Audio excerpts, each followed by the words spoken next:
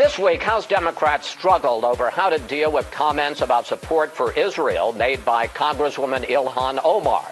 The controversy tested Democrats' unity and exposed divisions between the party's older and younger lawmakers.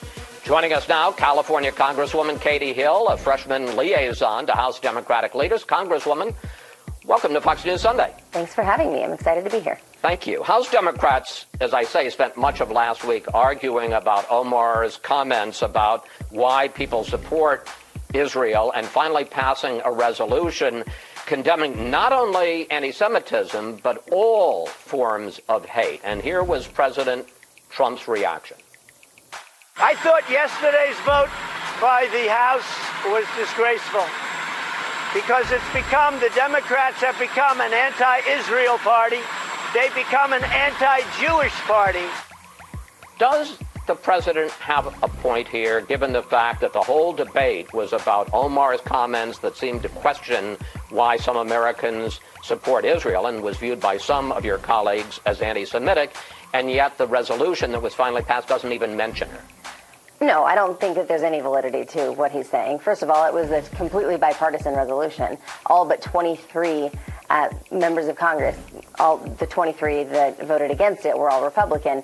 It was completely supported. So it was something that if you're going to call out something that's bigoted, whether it's anti-Semitic or anything else, then we should say that all of this is unacceptable, and that's what we did. And that was really what the debate was about. Was if we're going to condemn one sort of behavior, then why should we isolate it to one group? We should condemn all forms.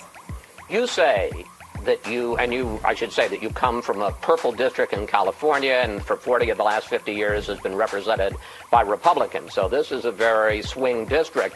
You say that you came to Washington not to engage in partisan bickering, but to get things done. But I want to look briefly, and we'll move on, at Congresswoman Omar and the degree to which she has distracted Democrats. First, she said this about congressional support for Israel. It's all about the Benjamins, baby. And she later questioned why it is okay for people to push for allegiance to a foreign country. Now she's gone after Barack Obama saying President Trump's policies are bad, but many of the people who came before him also had really bad policies. They were just more polished than he was. I know that Democrats have passed some bills in the time you've been here. You passed a major election reform bill this week. Last week you passed a gun control bill. But you got to admit that you're spending, it's not just the media, you guys are spending a lot of time having to deal with Congresswoman Omar and Tlaib and Ocasio-Cortez. Yeah, I think that we really want to stay focused on our agenda. There's always going to be distractions. It's 435 people who are really their own boss. They're able to say whatever they want. In the world of social media, it's something where you can't control people's speech. Each person has their own priorities and their own opinions, and we have elected a lot of strong-willed and very opinionated people. So I think what we have to figure out how to do is to say, okay, this isn't the views of everybody in Congress. These are not the priorities of the entire caucus. But how do we maintain focus on our agenda as a whole and, demonstrate that this is not indicative of what our agenda is completely. All right. You are a vice chair of the House Oversight Committee, and here's what the chairman, Elijah Cummings, said at the start of the Cohen hearing week before last. I said to Mr. Cohen that if he came in here and lied, I would nail him to the cross. Didn't I? Did I tell you that? Yes, you did more than once. In that hearing, Michael Cohen made this categorical statement. I have never asked for, nor would I accept, a pardon from President Trump. But now, Cohen's lawyer, Lanny Davis, says this. He, Cohen, directed his attorney, his prior attorney, to explore possibilities of a pardon at one point with Trump lawyer Rudy Giuliani, as well as other lawyers advising President Trump. Question, did Michael Cohen lie to your committee, and do you support referring Cohen to the Justice Department for committing perjury? So I don't know if he lied or not. I think that this is Mr. Cummings, Chairman Cummings, is incredibly deliberate. I know that he's reviewing the entire testimony, all the transcripts, with Mr. Jordan, who is also is going to make sure that that we get to the bottom of this to whatever extent is possible. How can you say you're not sure whether he lied? He said, I never asked for a pardon, and his lawyer says he directed his lawyer to talk about a pardon. Yeah, I don't know how that went down exactly. I don't know if Lanny Davis heard something. Look, probably, yeah. I would imagine that in the panic that was going on when you're about to go down, right? That you're going to say like, yeah, we'll figure out whatever you can do. So probably, and I imagine that that Chairman Cummings will end up referring him. That's just my guess. When Chairman Cummings says something like, "I'm going to nail you to the cross," he means it. I mean, I've seen him in action, and he is not going to let this go. So, yeah. The House Judiciary Committee, not your committee, the Judiciary Committee sent document requests last week to 81 people and entities asking for information about everything from hush money payments to potential insurance fraud.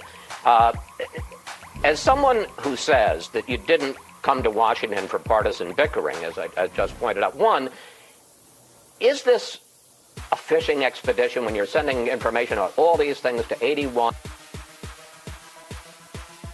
Is a plan for America, and it is terrifying. She has opened the door for Muslim refugees to come to America and has actually inspired them to infiltrate our government by entering politics. Omar was a Muslim refugee who came to America. Huge mistake. And has caused complete mayhem since becoming a member of Congress. Omar tweeted an article from the Washington Post about how she has inspired refugee girls. She said what she wanted to achieve. "I would like to meet Ilhan in person one day," said Hoth's friend, Amina Yusuf. "She is my role model." From a refugee camp to the halls of Congress, stories like this one give me hope for the world.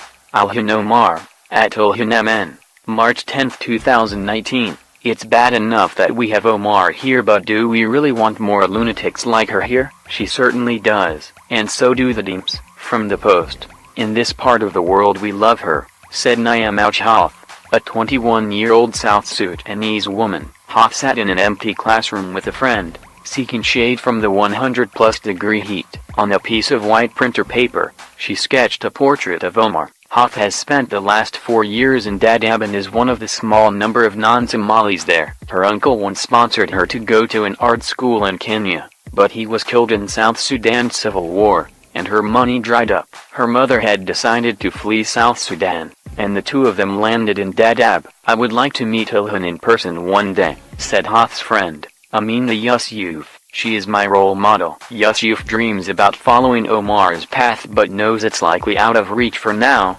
given the tightening restrictions on resettlement in the United States these days. She doesn't want to go back to Somalia, even though the UN is offering money for those who voluntarily return. She believes her family will force her to marry someone against her will. In Dadaab at least, she can attend school and hang out with friends behind the walls of a non-governmental organization's compound.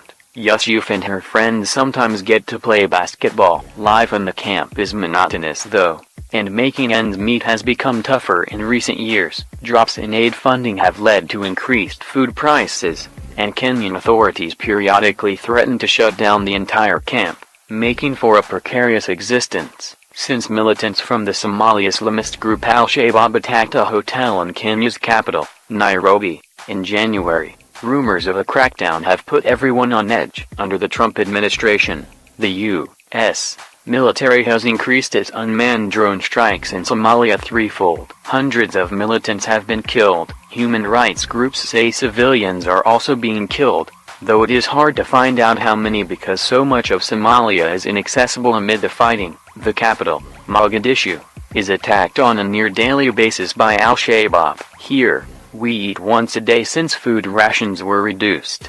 If you are lucky, you might have 2 meals, said Sadia Maitan, a senior in high school in Dadaab. Coming in hard and fast that disputes that. Trump made reducing the deficit a major goal for his year-long trade war, but despite his efforts, the deficit in goods and services hit $621 billion in 2018, up $69 billion from the previous year, and at the largest since 2008. Trump imposed tariffs on steel, aluminum, and Chinese goods, but a high U.S. demand for imports, which increased by $218 billion to $3.